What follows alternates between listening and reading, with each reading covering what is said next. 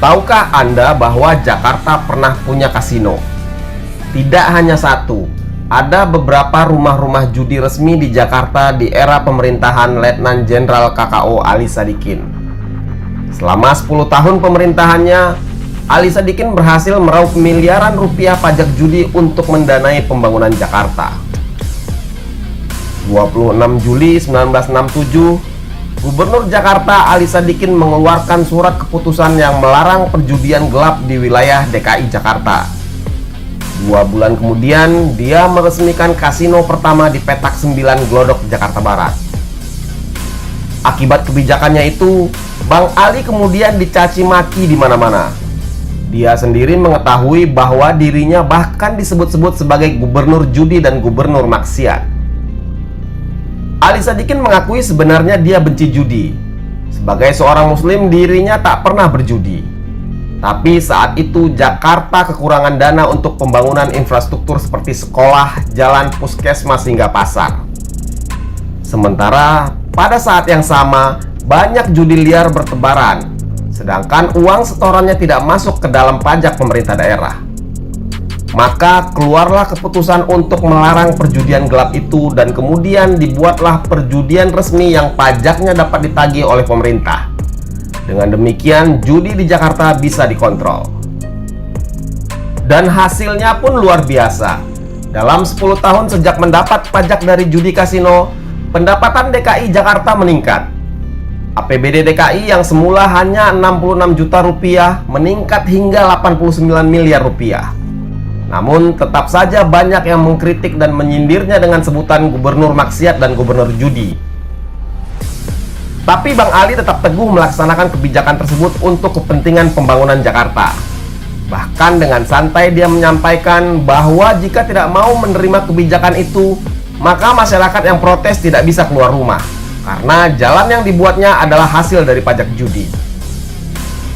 Bang Ali menilai daripada judi dibiarkan secara liar, lebih baik dilegalkan dan membawa manfaat untuk pembangunan kota Jakarta. Ali Sadikin dengan kebijakannya memastikan bahwa tempat penyelenggaraan judi tidak boleh berdekatan dengan daerah perumahan, rumah-rumah ibadah, sekolah-sekolah, dan objek-objek kebudayaan. Selain itu, tempat harus tertutup dan tidak mudah didatangi oleh masyarakat berpenghasilan kecil. Setelah kasino pertama di Petak 9 diresmikan, kemudian menyusul lokalisasi-lokalisasi perjudian lainnya berdiri di seputaran Jakarta, seperti kasino di Jakarta Theater, kasino Copacabana, Highlight Casino, Stan Ketangkasan di Jakarta Fair, Loto Fair di Proyek Senen dan Krekot, Loto Pacuan Kuda Pulau Mas, dan Loto Greyhound di Senayan. Pada masa jayanya, kasino Copacabana di kawasan Taman Impian Jaya Ancol selalu padat pengunjung orang-orang berduit. Laporan majalah Tempo 21 Februari 1981 menyebutkan pada masa jayanya lantai 2 gedung itu disediakan khusus untuk mengadu untung lewat permainan keno. Bagi pengunjung berkantong lebih tebal disediakan ruang VIP atau Royal Room. Tak sembarang orang yang boleh masuk. Hanya mereka yang sudah dikenal sebagai penjudi kakap yang diperkenankan untuk masuk ke Royal Room. Setidaknya ada 3 penjaga untuk meneliti pengunjung VIP ini. Sementara Highlight Casino yang beroperasi sejak tahun 1971, konon kabarnya adalah hasil kerjasama dengan Stanley Ho, sang raja judi di Makau. Pengusaha asal Hong Kong ini dijuluki sebagai Godfather and King of Gambling. Adalah pemilik SJM Holding, sebuah perusahaan raksasa yang memiliki 19 kasino di Makau. Satu di antaranya yang paling terkenal adalah Kasino Grand Lisboa. Tahun 1977, jabatan Gubernur Ali Sadikin pun berakhir. Maka mulai berakhir pula kiprah para pengusaha judi di Jakarta pada waktu itu. Pada April 1981, Kasino Copacabana di Ancol ditutup untuk selamanya oleh Gubernur Cokro Pranolo. Cokro Pranolo berdalih bahwa penutupan itu merupakan perintah langsung dari Istana Negara. Ini sudah perintah Pak Harto. Judi harus dihapus, bukan dialihkan ke tempat lain. Begitu Cokro Pranolo menjelaskan. Dengan menghilangnya bisnis kasino di Jakarta, para penjudi pun tidak punya pilihan lain kecuali menuju Genting di Malaysia atau ke Makau yang terkenal sebagai Las Vegas of Asia. Sesuatu yang tidak disukai oleh Ali Sadikin karena dianggap hanya membuang devisa ke negara lain. Sejak ditutupnya kasino-kasino di Jakarta, pemerintah Australia lah yang mengambil untung. Mereka melihat peluang besar untuk memenuhi hasrat judi para pengusaha dan penjudi kakap Indonesia itu. Pada pertengahan tahun 80-an, mereka membangun kasino di Pulau Christmas. Komite Parlemen untuk Pembangunan Kawasan Utara Australia merekomendasikan dibukanya kasino mewah di Pulau Christmas. Dengan jarak Jakarta yang hanya 1 jam penerbangan saja ke Pulau Christmas, pembangunan kasino dan resort di pulau ini menarik kalangan elit pengusaha dan penjudi besar asal Indonesia dan kawasan lain di Asia. Sejak adanya fasilitas judi di sana, tahun 1993 jumlah pelancong yang mendatangi Pulau Christmas melonjak signifikan. Kehadiran kasino langsung mengubah wajah perekonomian di Pulau Christmas secara dramatis. Padahal akhir tahun 80-an, Pulau Christmas hanya sebuah pulau pertambangan. Nyaris tidak ada fasilitas penginapan apapun di pulau ini. Namun sejak dibukanya bisnis judi di sini, sektor bisnis swasta pun langsung meningkat pesat. Dalam program ABC Four Corner terungkap pada tahun 2002, Pulau Christmas mengakui kalau pembukaan kasino ini mendapat dukungan dari sejumlah tokoh berkuasa di Indonesia. Setelah 2 tahun buka, tercatat kasino ini meraup untung lebih dari 12 miliar dolar. Pada waktu itu bahkan pihak kasino menyediakan angkutan udara khusus bernama Achilles untuk mencapai Pulau Christmas.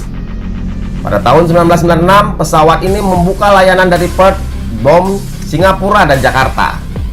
Namun tahun 1997, pihak operator menghentikan layanannya yang menyebabkan jumlah pengunjung kasino menyusut drastis. Pada tahun 1998, ketika krisis ekonomi melanda negara-negara di Asia, industri pariwisata ke Pulau Christmas pun hancur. Pemilik kasino jatuh bangkrut dan akhirnya tutup.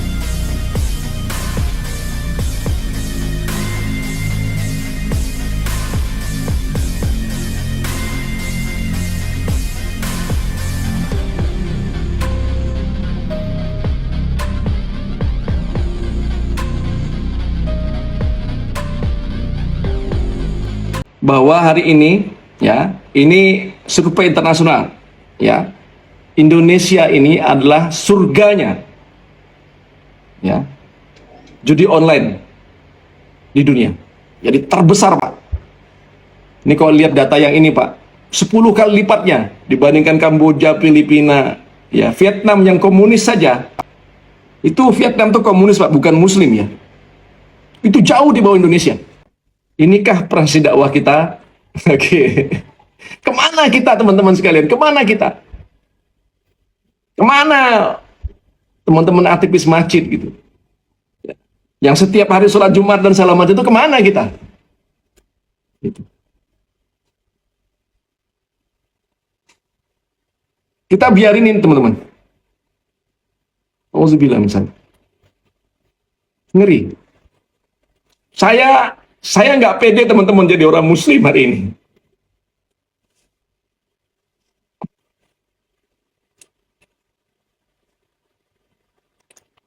Saya merasa bodoh gitu. Karena persoalan seperti ini saya lepaskan jasa, ya, kadang-kadang saya, ini gimana sih kita ini gitu. Apa yang kita lakukan hari ini? Oke. Saya lanjutkan. Ini, teman-teman sekalian, kasus di Kalimantan Barat kayak gini tuh banyak betul. Kenapa bisa terjadi? Mereka terjerat judi, terjerat pinjol, narkoba, gaya hidup.